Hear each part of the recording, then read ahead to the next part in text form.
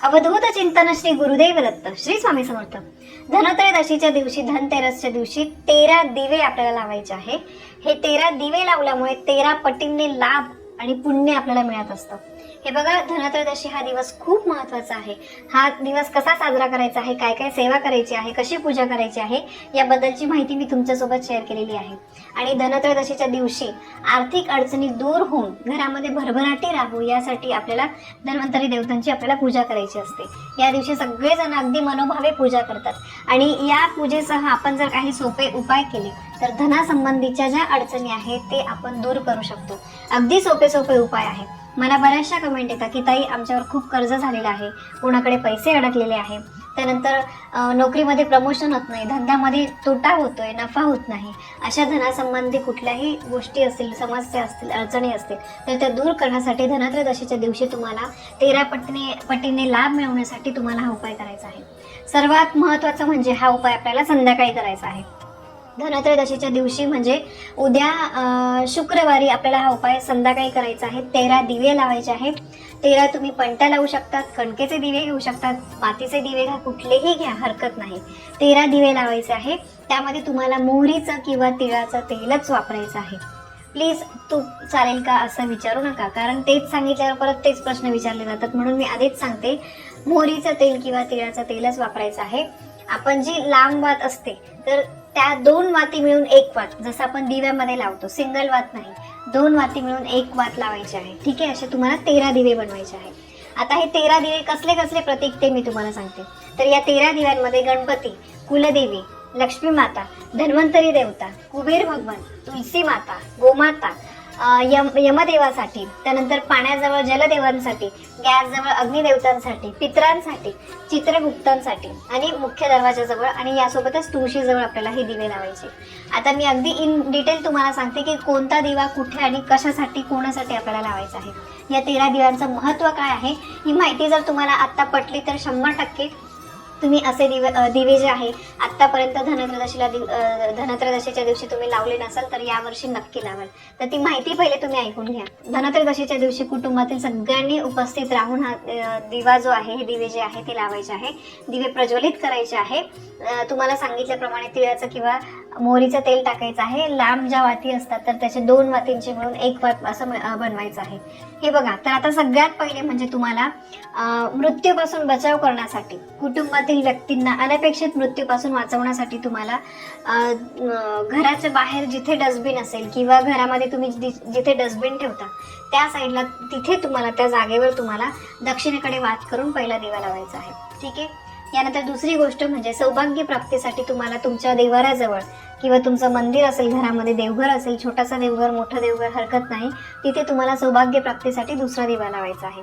यानंतर सौभाग्य, समृद्धी, धनसंपदा, भरभरून देवी लक्ष्मी आईचा आशीर्वाद मिळवण्यासाठी तुम्हाला तिसरा दिवा लक्ष्मी देवी समोर लावायचा आहे. आपण जी कुठली पूजा मांडणी केली आहे तिथे लक्ष्मी देवीचा फोटो असेल, कॉईन असेल, मूर्ती असेल, तिथे तुम्हाला तिसरा दिवा लावायचा आहे. चौथा दिवा तुम्हाला तुळशी समोर ठेवायचा आहे. घरामध्ये सुख आणि शांती यामुळे नांदते. त्यानंतर आपल्या घरामध्ये आनंद, प्रेम, शुभेच्छा आणि आनंदाचं स्वागत म्हणून, त्याचं प्रतीक म्हणून तुम्हाला 5वा दिवा घराच्या मुख्य दरवाजाच्या बाहेर लावायचा आहे. ठीक आहे. यानंतर आर्थिक संकट, आरोग्य संकटांपासून मुक्तीचे प्रतीक म्हणून आणि कीर्ती आणि नशीब घरामध्ये आणण्यासाठी तुम्हाला तेलाचा दिवा जो आहे तो पिंपळाच्या झाडाखाली लावायचा आहे. जवळपास कुठे पिंपळाचं झाड असेल तर तिथे तुम्हाला हा दिवा लावायचा आहे. यासोबतच परत देवाऱ्याजवळच तुम्हाला एक 7वा दिवा लावायचा आहे. यानंतर घराभोवती सकारात्मक ऊर्जेचा प्रवाह कायम ठेवण्यासाठी तुम्हाला दुसरा दिवा लावायचा आहे. तुमचं जे बाथरूम असतं तर बाथरूमच्या बाहेरच्या दिशेने तुम्हाला हा दिवा ठेवायचा आहे. यानंतर घराच्या छतावर सुद्धा एक दिवा लावायचा आहे. आपल्या घराचं संरक्षण म्हणून तुम्हाला घराच्या छतावर 2 दिवे लावायचे आहेत. ठीक आहे, 1 नाही 2 दिवे लावायचे आहेत. यानंतर घरामध्ये आनंद पसरवण्यासाठी तुम्हाला तुमच्या घराची जी खिडकी आहे तर तिथे एक तुम्हाला दिवा लावायचा आहे. 12वा दिवा तुम्हाला सणाची भावना साजरा करण्यासाठी, तुमचं छोटीशी बाल्कनी असेल, टेरेस असेल तर त्या ठिकाणी तुम्ही दिवा लावू शकता. आणि यासोबतच मी जे घराच्या गच्चीवर बोलली की वरती तुम्ही दिवा लावू शकता, तर तो तुम्ही तुमच्या गॅलरी किंवा टेरेसमध्ये लावला तरी हरकत नाही. तर असे हे वेगवेगळ्या ठिकाणी म्हणजे बघा, इन शॉर्टमध्ये मी सांगते तुम्हाला, तिथे 1 लावा किंवा 2 लावा. तुम्हाला घरात तुम्ही जिथे डस्टबिन ठेवता तिथे, त्यानंतर घराच्या देवारामध्ये तुम्हाला लावायचं आहे, घराच्या बाल्कनीमध्ये किंवा गॅलरी टेरेस जे काही असेल, घराच्या खिडकीमध्ये. अशा प्रकारे तुम्हाला 13 दिवे जिथे जिथे ठेवता येतील तिथे तुम्हाला ठेवायचे आहे. आणि बघा, या प्रत्येक दिवा मागे काहीतरी महत्त्व आहे. तर असे हे धनत्रयोदशीच्या दिवशी तुम्हाला 13 दिवे लावायचेच आहे. कुठला दिवा कसलं प्रतीक आहे हे सुद्धा मी तुम्हाला सांगितलं आहे. कुठल्या वेगवेगळ्या जागी लावायचे आहे ते पण मी तुम्हाला सांगितलं आहे. बघा, आपल्या घरामध्ये, आपल्या आयुष्यामध्ये धन हे खूप महत्त्वाचं आहे. आपलं शारीरिक धन घ्या किंवा पैशाच्या बाबतीत म्हणा, या दोन्ही गोष्टींचं सुख आपल्याला असणं, त्यासाठी आपण झटत असतो. आणि धनत्रयोदशीच्या दिवशी आपलं धन जे आहे ते टिकवून ठेवण्यासाठी तुम्हाला असे काही छोटे छोटे उपाय करायचे आहेत. तसंच या दिवशी साखर, बत्तासे, खीर, तांदूळ, पांढरे कपडे, पांढऱ्या वस्तूंचं दान केल्यामुळे धनाची हानी जी आहे ती होत नाही. अशा गोष्टी केल्यामुळे आपल्या धनामध्ये वाढ होते. कामामध्ये येणारे जे काही अडथळे आहे ते दूर होतात. त्यामुळे या दिवशी गरजूंना जमेल ते तुम्ही दान करा. जे तुम्हाला शक्य आहे ते तुम्ही दान करा. अन्नाचं दान करा, वस्त्राचं दान करा, हरकत नाही. तसंच या दिवशी सगळ्यात महत्त्वाचं म्हणजे घरामध्ये वादविवाद, भांडणं टाळायचे आहे. घरामध्ये शांती, सकारात्मकता जेवढी तुम्हाला ठेवता येईल तेवढं तुम्हाला ठेवायचं आहे. कारण जिथे शांतता आहे तिथेच माता लक्ष्मी वास करते. अशांतीच्या ठिकाणी अलक्ष्मी वास करते. मग त्या घरामध्ये दारिद्र्य येतं, गरिबी येते. त्यामुळे अशा शुभ दिवशी तर सगळ्यांनी मिळून आपण आपल्या वागण्यावर, आपल्या बोलण्यावर तुम्ही कंट्रोल ठेवा. कारण एका हाताने टाळी वाजत नाही.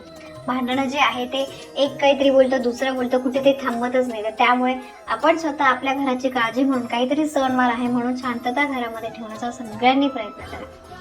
तर असं हे 13 दिव्यांना धनत्रयोदशीच्या दिवशी खूप महत्त्व आहे. तुम्हाला नाही सगळीकडे लावणं जमलं तरी चालेल, पण तुम्ही देवाराजवळ हे 13 दिवे लावा. पण न विसरता लावा, न चुकता लावा. या 13 दिव्यांना धनत्रयोदशीला खूप महत्त्व आहे.